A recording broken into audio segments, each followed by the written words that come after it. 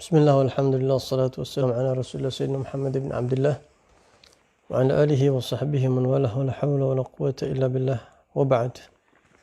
Ramadan adalah bulan Al-Quran dan tentunya akan banyak di bulan ini ikhwan, saudara-saudara kita, sahabat-sahabat kita yang akan mengkhatamkan Al-Quran. Sebagian orang mungkin ada yang belum mengetahui hal-hal yang berhubungan dengan khatamul Quran. Tentunya khatamul Quran yang paling afdal adalah di dalam sholat. Sebagaimana kita lihat kebiasaan para salaf adalah mereka mengkhatamkan Al-Quran di dalam sholat tarawih seperti yang dilakukan oleh para habaib di Empang, Bogor, di Magam Al-Habib Abdullah bin Muslim Al-Attas, di Al-Hawi malam 23, di Kuitang malam 25. Itu mereka sholat tarawih sekaligus khatam Quran di dalam sholat tarawih, dan itu cara yang paling afdal di dalam sholat, walaupun ada juga rincian di sholat-sholat yang lain. Namun bagi kita yang belum bisa seperti itu, setidaknya ketika kita membaca Al-Quran sampai khatam, ada beberapa hal yang perlu diperhatikan. Yang pertama adalah kita perlu tahu bahwasanya apabila kita mengkhatamkan Al-Quran, maka disunnahkan untuk kita membuat seperti majlis begitu. Jangan mengkhatamkan sendiri.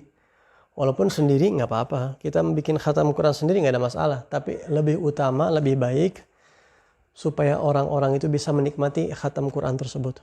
Bahkan kita yang tidak ikut khatam Quran pun disunahkan menghadiri majelis khatam Quran. Jadi kalau khatam itu diadakan majelis, sunnahnya seperti itu. Diriwayatkan dalam Sunan Ad-Darimi bahwa sahabat Ibnu Abbas radhiyallahu an, di sini dikatakan kan yaj'alu rajulan yuragib rajulan yaqra'ul Quran. Ibnu Abbas itu menugaskan satu orang khusus, kerjaannya cuma merhatiin orang yang baca Quran. Fa idza arada an yakhtim a'lam Ibnu Abbas. Nah, ntar kalau yang diperhatiin ini satu orang yang lagi baca Quran mau khatam, petugasnya itu ngabarin, "Tuan, si fulan mau khatam." Ya. Sehingga fayashhadu dzalik. Ibnu Abbas saking pengennya hadir majelis khatam Quran sampai nugasin orang khusus buat mantauin yang pada baca Quran. Ntar yang pada mau khatam kabarin saya. Beliau itu pengen hadir di acara tersebut. Begitu juga konon Sayyidina sahabat Anas bin Malik, pelayannya Rasulullah SAW, disebutkan dalam Sahihain Bukhari dan Muslim. Sayyidina Anas bin Malik radhiyallahu an, idza khatamal Quran jama'a ahlah. Keluarganya dikumpulin. Wada'a, kemudian doa kepada Allah. Ya. Kenapa kita bikin majlis, undang orang, keluarga kalau perlu suruh hadir, ataupun orang-orang lain? Kenapa? Karena di saat majlis khatam Quran itu rahmat Allah turun dan doa mustajab. Yang punya hajat itu di situ disampaikan. Gitu ya. Nah, Al-Imam An-Nawawi mengatakan yustahabbu du'a aqibal khatam istihbaban mutaakkida.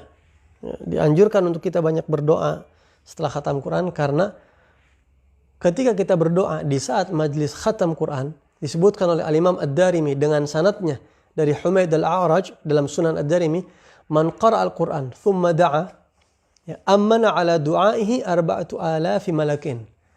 Barang siapa yang baca Quran sampai khatam, kemudian di saat khatam itu dia berdoa kepada Allah, maka yang mengaminkan doa orang yang di khatam Quran itu 4,000 malaikat. Sangat mustajab. Dan hendaknya kita di situ manfaatkan untuk berdoa untuk kebaikan kita, kebaikan keluarga, bangsa dan negara, umat Islam di seluruh dunia. Jangan sampai kita lupakan mereka untuk berdoa di sana. Jadi jangan disia-siakan. Sayang kalau kita khatam Quran kemudian kita tidak memanfaatkan majelis ini khatam Quran. Ada orang yang khatam Quran terus begitu aja udah selesai, begitu aja, sayang. Padahal di situ ada kesempatan-kesempatan besar.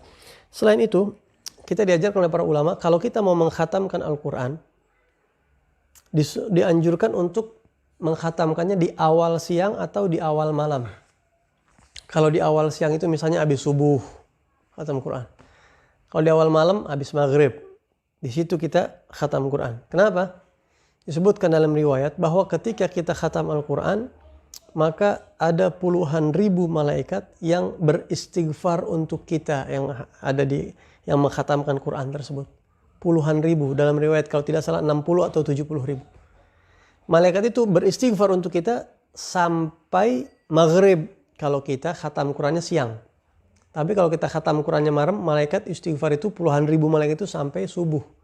Nah kalau kita khatam Qur'annya itu pas mau maghrib, sejam sebelum maghrib, malaikat cuma sejam doang untuk istighfar buat kita. Tapi kalau kita khatam Qur'annya dari habis subuh, berapa jam tuh sampai maghrib? Gitu. Jadi patokannya mereka berhenti di maghrib kalau khatam Qur'annya siang. Tapi kalau khatam Qur'an malam berhentinya di subuh. Makanya disunahkan diperpanjang. Kayak di sholat tarawih itu kan masih ke subuh masih panjang. Gitu. Adapun cara khatam Quran adalah si pembaca Al-Quran ini baca sampai surat Ad-Duha. Nanti di surat Ad-Duha sampai An-Nas itu dibaca di saat khatam Quran. Jadi setelah orang kumpul, kita baca Bismillahirrahmanirrahim, Wad-Duha wal-laili idza saja, begitu. Nah, setiap dari satu surat ke surat berikutnya, dari Ad-Duha sampai An-Nas dipisah dengan takbir. Amma bi ni'mati rabbika fahaddits, Allahu akbar. Bismillahirrahmanirrahim. Alam nashrah laka sadrak wa wada'na 'anka wizrak, begitu terus sampai fa idza faraghta fansab, Allahu akbar, baru ke surat berikutnya. Jadi antara satu surat ke surat berikutnya itu dipisah dengan takbir, baik di dalam salat ataupun di luar salat.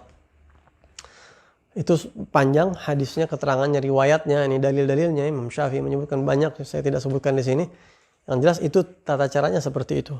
Nah, adapun kenapa takbir juga itu ada latar belakangnya, semua ada sebab-sebabnya ya, karena waktu itu sebab turunnya Ad-Duha sampai akhir kita bisa lihatlah di keterangan, saya nggak bahas itu.